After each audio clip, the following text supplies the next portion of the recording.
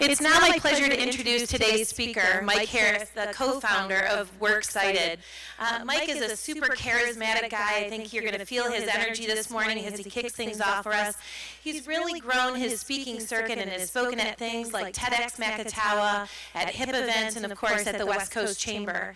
He's a graduate of Hope College, has degrees in mathematics and computer science, and was also recognized in 2011 as the West Coast Chamber's Small Business Person of the Year. So Mike's got some great experience creating an amazing culture, and he's here to share that story with you this morning. So please join me in giving a warm welcome to Mike Harris. Thank you. Good morning. Can you hear me? I got my Britney Spears mic on. We're good to go with this, right? Perfect. As Jody said, my name is Mike Harris, and I'm the CEO and co-founder of Works Cited. I'm here today to chat with you a bit about alignment. It's one of the most overused and misused words in business today. I'm sure many of you will find yourself in a meeting today and someone will say that wonderful phrase, "We just need to get aligned on this. If only we could get aligned on this, then we could make this decision and we could move forward." Alignment implies direction. It implies ease. It implies minimum input of energy, maximum output of performance. In my experience, alignment is almost always used as a synonym for agreement. If we could only agree on this, then we could make a decision and we could move forward.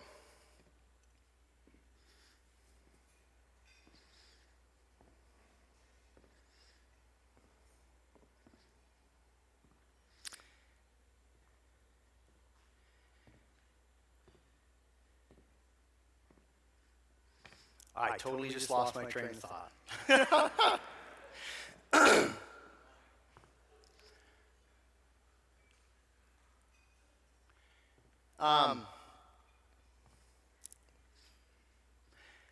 Alignment is used as a synonym for agreement. How many of you have had this experience? You get a group of people together and you're focused on agreement, and two things happen. One, it's completely exhausting, and two, you move about half as far as you want to move because the inevitable outcome of focusing on agreement is compromise. See, when we're focused on agreement, it's kind of like pedaling in first gear. Huge input of energy, small movements. But bigger than that, when we're focused on agreement, we fail to harness the power of momentum. See, I've come to understand alignment a bit differently. I view alignment like a mechanism, like a flywheel, where one piece feeds and builds the next, and we start spinning and accelerating, gaining energy. But it's not agreement that powers that mechanism. It's trust. Think about this. When you get on an airplane, the only thing you and the pilot need to agree on is where you're going. You leave everything else to him. You trust him with your life. But get 8 people in a room and try and agree on what you're going to have for lunch, and I promise 2 things. You're going to be exhausted by lunchtime, and none of y'all are going to end up eating anything that you really wanted. Oops, how do I go backwards with this? When we focus on agreement, we focus on the decision, not the destination. And the only way that we can bypass agreement is trust. Now, I didn't understand alignment this way in the beginning. It's just something that I learned as I kind of muddled along, and we built the business. And only years later, when we saw that something worked, we kind of looked back and said, why did that work? And started to understand how these pieces fit together. I was 21 years old when we started the company, and I'd never taken a business class in my life, and frankly, that was probably as much a blessing as it was a curse, because I didn't understand what I didn't understand. And had I understood that, I probably never would have actually started. And even being here in this place to start a business, I think this is a really unique place, this community, to start a business. We've had so many people with so much entrepreneurial success, and they're so down to earth, easy to talk to, and accessible if you just ask. So even being here to start this was really chance for me. In 1996, I was in high school. I'm from the other side of the state. In 1996, I was in high school, and I'm a math and science guy. And I had won an award with the American Chemical Society, and there was this little article in the Detroit Free Press. And one day I'm at home on a Saturday, and the phone rings. This was when we had phones in the home still. And the phone rings, and my dad answers it. And he yells at me, from across the house, "Mike, phone's for you," okay? And I grab the phone, and there's this guy on the phone, and he says, "Hey, Mike, I saw your article in the paper. My name's Paul Scott, and I own this company in Southfield called Lumigen. It's a bioluminescence company, and I'm curious if you'd like to come have a job with us as a stock boy, stocking chemicals, and I'll let you work in the fume hood and get to know the scientists and spend some time with that." And I said, "Sure, why not?" And some of you might know Paul. His name's on the Science Center at Hope College now, but it wasn't at the time. And I went to work for Paul, and Paul convinced me that I should come to Hope, and that's how I ended up out here. And then at 21 years old, Matt and I started the company. And we did the first thing that you do when you're 21 years old and you start a business. The first thing the textbook tells you that you probably shouldn't do. We decided it was a great idea to hire our friends.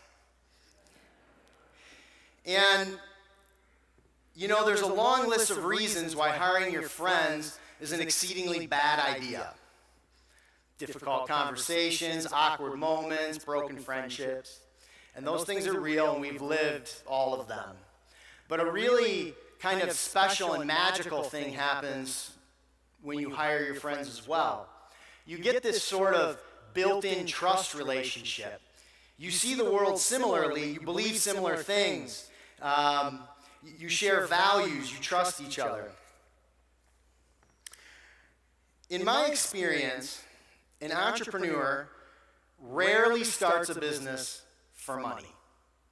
It's almost always about something bigger, a bigger sense of purpose, a bigger sense of how you want to impact community, the world, something you want to leave behind.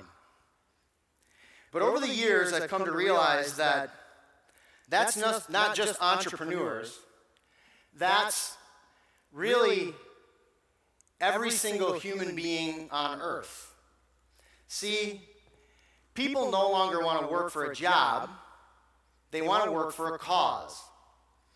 They want to work for a company that impacts the world in a way they believe in and are passionate about. Makes me think of this story. Maybe some of you have heard this story before. But 1961, what's happening in 1961? We're working on going to the moon. JFK walks into the campus for the NASA headquarters. He walks in, and he walks into one of the buildings, and there's a guy sweeping the floor. Guy's sweeping, and he looks at him, and he says, "What do you guys do here?" The guy stops sweeping, and he looks at him, and he says, "We're putting a man on the moon." See, people show up for purpose. The reason people will show up to a journey where you can't control the outcome is purpose. But the reason they stay The reason they stay is trust. But here's the interesting thing about trust. Trust is transitive. If I trust you and you trust her, then I'm probably going to trust you too. One of the questions I get asked most often is how have we managed to attract talent as we've grown? I get asked that all the time. And I've spent a lot of time thinking about it. Like, what is the magic thing that we've done that has allowed us to continue to suck in talent as we've grown? And I think the honest answer to that question is we printed t-shirts. We love a t-shirt at Works Cited, right? We love a t-shirt. And early in the company, and you laugh, but it's true. Early in the company, we took to printing t-shirts, and on those t-shirts, we would put things like what we were doing in the community, things we believed in, what it was like to work at the company. We didn't advertise things, products and services. We put on the t-shirt things we believed in. We printed the t-shirts because we wanted to wear them. But it turns out the employees wanted to wear them too. And if you think about it, who do people hang out with? Like, who are people friends with? They're friends with people that they trust. They're friends with people that see the world the way they see the world. They're friends with people who they share values with. If I trust you and you trust her, then I'll trust you too. If I trust you and you trust the brand, then I'll probably trust the brand too. If you want the greatest piece of advice that I can give you about talent attraction, it's to understand that millennials and Gen Z are super relational, okay? The greatest piece of advice I can give you is figure out what you're all about and boil it down so that it fits on a t-shirt. I promise you it'll work. So here we are. We've started this company, we've hired our friends, we've slapped some t-shirts on them, right? And they're out, and we're sucking in talent, and we're starting to go. And I would say right around $1 million maybe in revenue. We hit a gap. Right around that time, we began to realize that we couldn't keep doing things the way we were doing them. We needed to change our revenue models. Our revenue was up and down and all over the place. We needed to stabilize it and move it from non-recurring to recurring. We couldn't scale our service delivery models anymore. It wasn't working. We needed to stop doing and start leading, and I didn't know how to do that. And so it's scary, and we had to look at our team and say, listen, we need to get to the other side of this gap, and on the other side of this gap, the company doesn't look quite the same as it does here. We're the same, but we're different. The job that you've been doing for 3 years, like, I have to change it. It has to be different now. And this is a scary time. But I realized something in that moment. I realized that the only way that people are willing to go across the gap and change is if what's on the other side is worth it. And a paycheck's not worth it. Your purpose has to be worth people taking the risk to change and cross the gap. But I realized another thing. Process is super important. Process helps us scale our business. But process will take you right to the edge of the gap, but it can't take you over the gap. Only culture can take you over the gap. Culture bridges gaps that process cannot. Because something happens at the gap that's magical. We have to innovate. And when we innovate, we have to take risk. And people are only going to take risk if what's on the other side of the gap is worth it. But they're also only going to risk doing something new when you go over a crevasse if they trust the people that they're with. Innovation happens through risk, and risk happens through trust. Remember that. So here we are. Now we're kind of growing again, and now we've learned how to bridge gaps, and we're pulling talent in, and we're doing our thing. We're like chugging along. And we're starting to really grow. I think about the same amount of time it took us to get to 10 people, we went from 10 to 80. And so we're chugging along, and we're heads down, kind of in our own little works-cited microcosm of the world. We're just doing our thing. And somewhere around maybe 35, 40 people, we kind of lift our heads up, and we look around, and we say to each other, some of the things that other companies are really struggling with, we don't seem to be struggling with. Maybe we got this thing figured out. And right about that time, wham, we started getting hit with our first wave of people issues, right? The best kind. We started getting hit with our first wave of people issues. It was the first time when we started to realize that we had to let some people go, or we mishired. People in the company they weren't making decisions the same way. It was kind of confusing, and we had people that didn't really look like maybe they fit with the company. And we didn't understand that. And so we got together as a team, and the management team got together, and we started talking about it, and we said, well, like maybe we need to kind of codify how people at Worksited need to behave, like how they need to act. And I'm like, okay, this is like being in kindergarten. Like that doesn't make any sense to me. So we talked about it some more, and we said maybe what we need are values. Maybe purpose is the thing we're moving towards, but maybe values are the way we're willing to get there. So we started working on that process, and we started working on writing our values. And I think that process took us probably a year. And after a year, we went out and we kind of looked around, like what are other companies doing at the time, right? And everything we saw was like ethics, integrity, honor, communications. And it's like, those things aren't bad, but they're like the basic tenets of being a good human, right? And we thought, no, these need to be something that really helps us identify someone who belongs at Worksited and not somewhere else.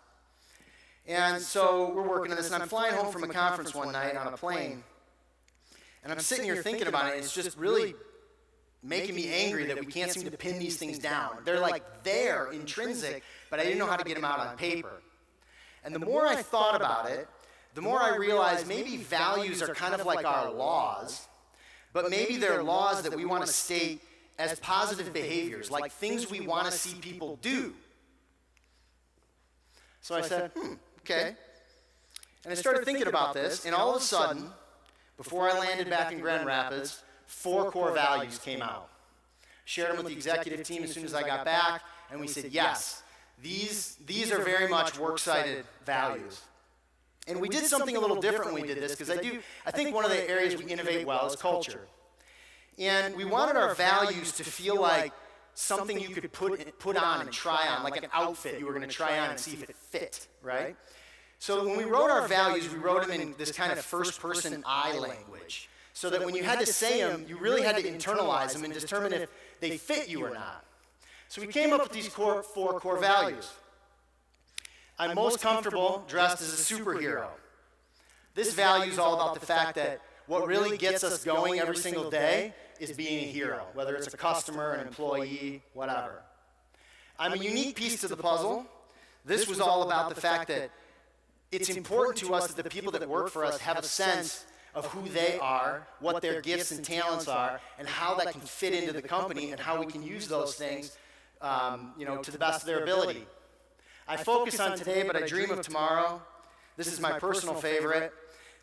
This value is all about looking to the future and coming back every day with the sense that I know we can do it better, but also understanding that I got to play the hand I'm dealt today. I have to play today the best I can. And I scoop my dog's poop. Yes, I bet none of you have values core values that have poop in them, right? Does anyone have that in their values? No, I don't think so. This value is often misunderstood to be self-responsibility, and that's not what it is. It's bigger than that.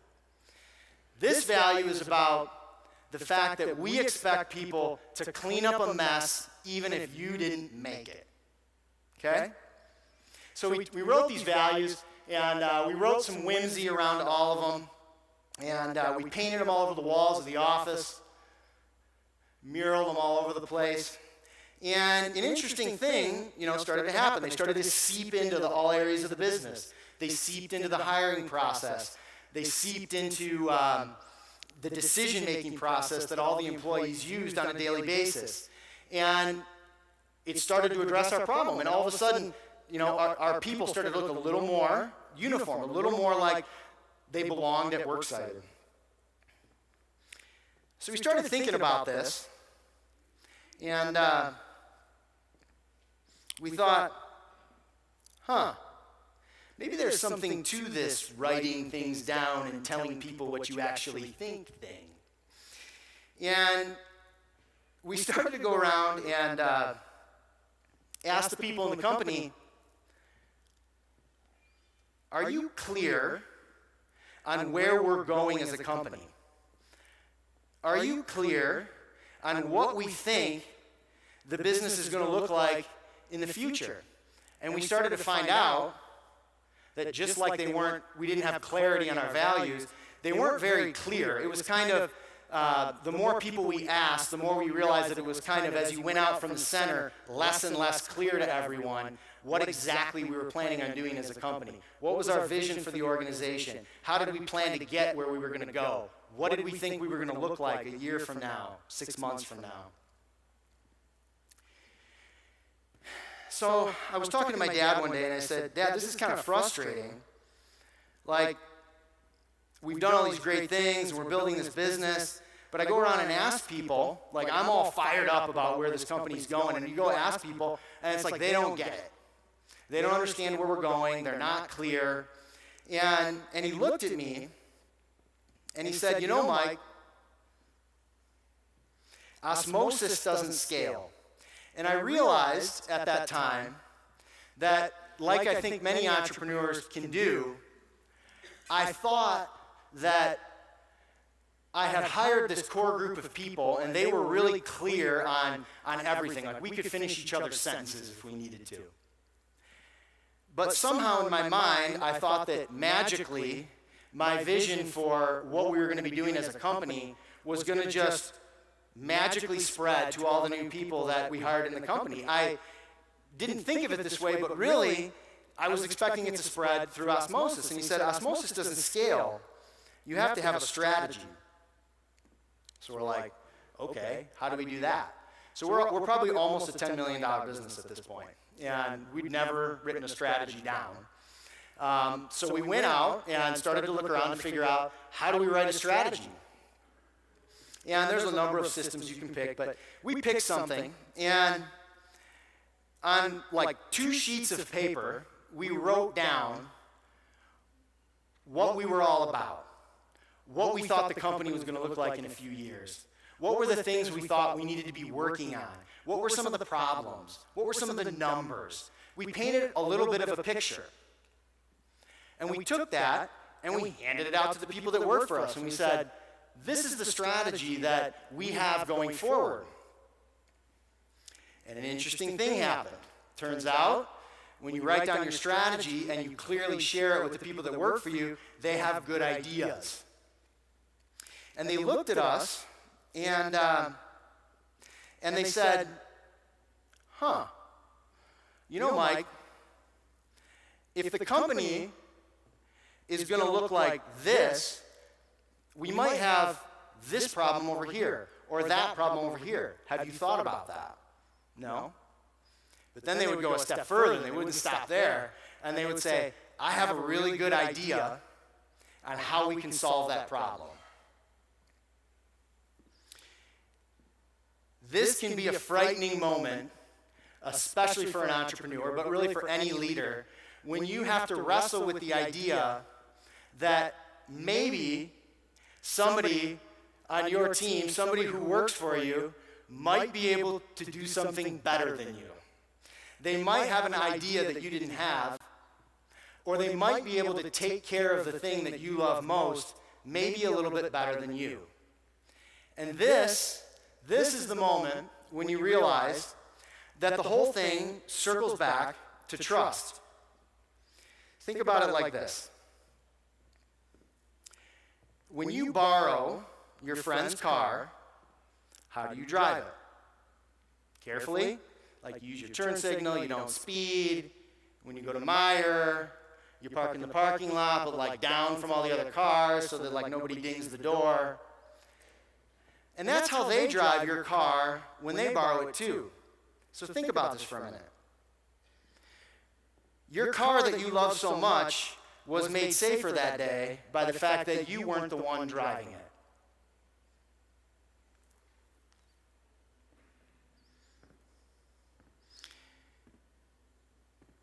At 21 years old, it was the existence of trust amongst this kind of ragtag group of friends that started the flywheel spinning. And today, 19 years later, it's trust that keeps it spinning. Trust will free you. It will free you. It's not easy, but it'll free you. Thank you.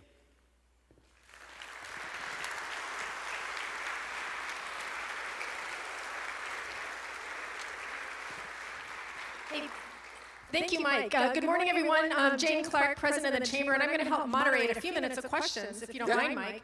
I think it's really clear.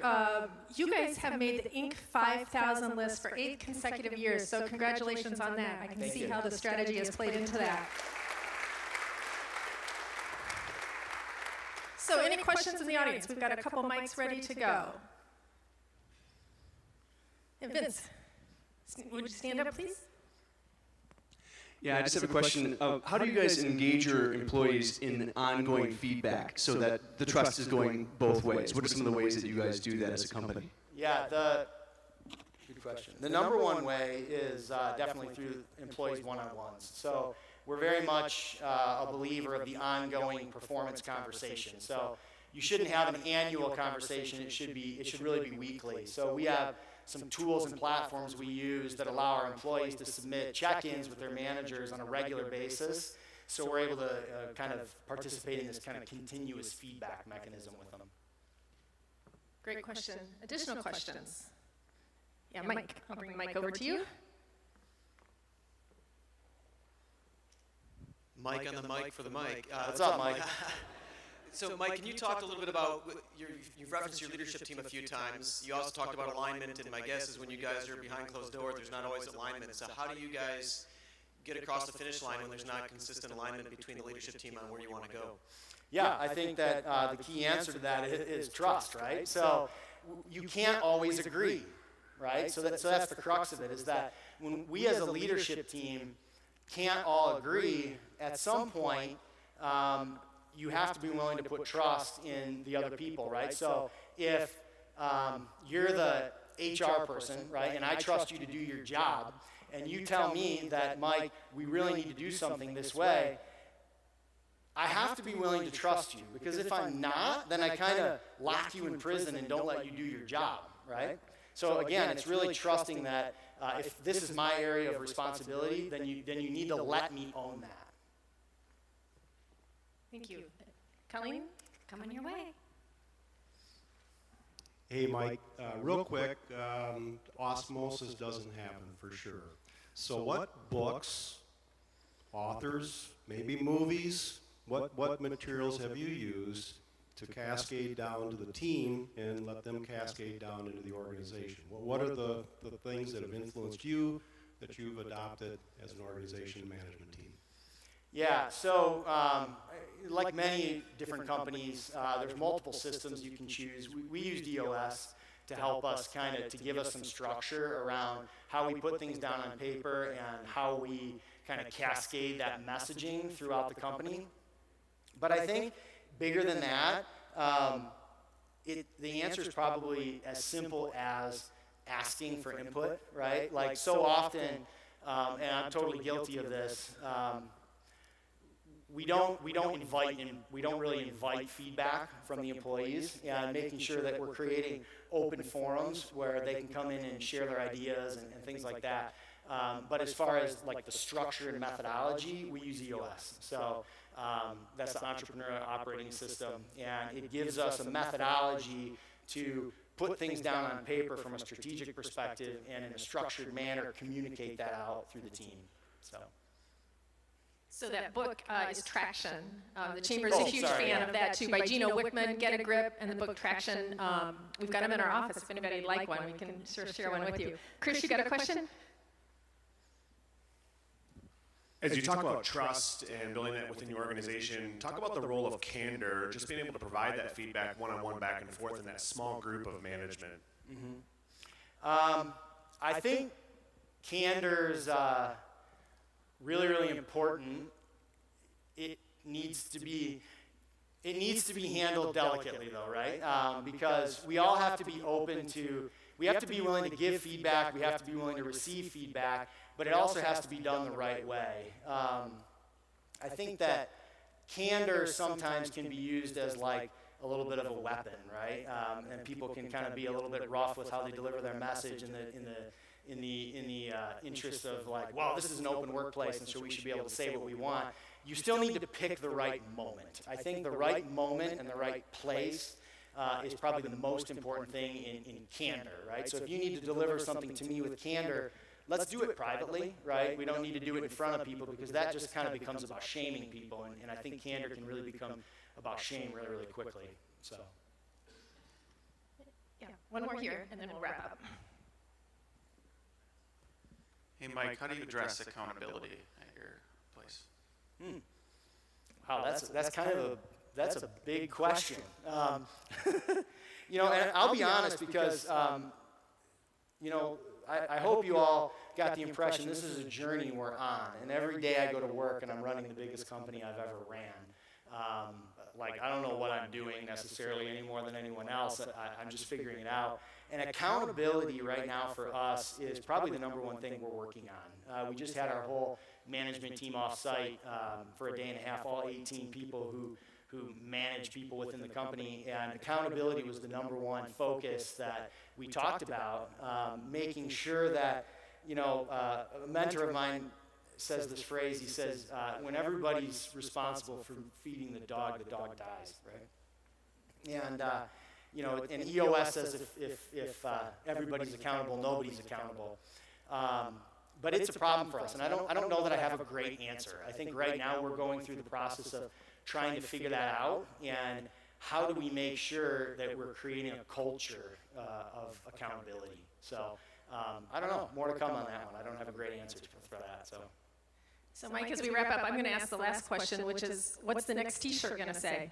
Oh, this one we just made. This one says Art of Orange on it, and Art of Orange is our customer experience initiative. So now we're working hard on codifying what it means to deliver the experiences to our customers that they've come to appreciate, and we've branded that methodology the Art of Orange. So. Good. Well, please join me in thanking Mike Harris. Great presentation.